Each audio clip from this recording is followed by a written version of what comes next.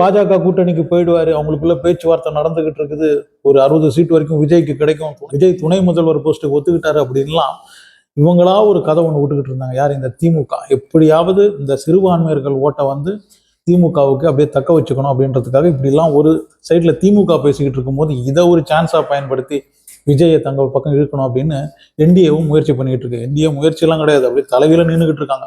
அதுக்காக ஒருத்தரை நியமிச்சிருக்காங்க பாருங்க, அவர் தான் இந்த பாண்டே. இந்த பாண்டேவுடைய ஒரே வேலை என்னன்னா பிரைன் வாஷ் பண்ணி விஜயை பத்தி பேசி பேசி அவர் நிறைய கால்குலேஷன்லாம் போடுவார். அதையெல்லாம் விஜய் ஒரு வேளை பார்த்துட்டாருன்னா, ஓஹோ பாண்டே சொல்றது கரெக்ட் தான், நம்ம பேசாம என்டிஏ அலையன்ஸ்லேயே போயிடலாம் அப்படின்னு விஜய் யோசிப்பாரு அப்படின்லாம் ஒரு பைத்தியகாரத்தனமா நினைச்சுக்கிட்டு அவர் ஒரு வீடியோவை போட்டுக்கிட்டு இருக்காரு. ஆனா இன்னைக்கு ரொம்ப தெளிவா நிர்மல்குமார் வந்து ரொம்ப தெளிவா சொல்லியாச்சு, அந்த மாதிரிலாம் எந்த ஒரு எண்ணமும் கிடையாது, இதெல்லாம் திமுக செய்யற வேலை தான் அப்படின்னு. திமுக மட்டும் செய்யல, விஜயை தன் பக்கம் இழுக்கிறதுக்கு பாஜகவும் தலைகீழ நின்றுகிட்டு இருக்காங்க அப்படின்றதும் உண்மை.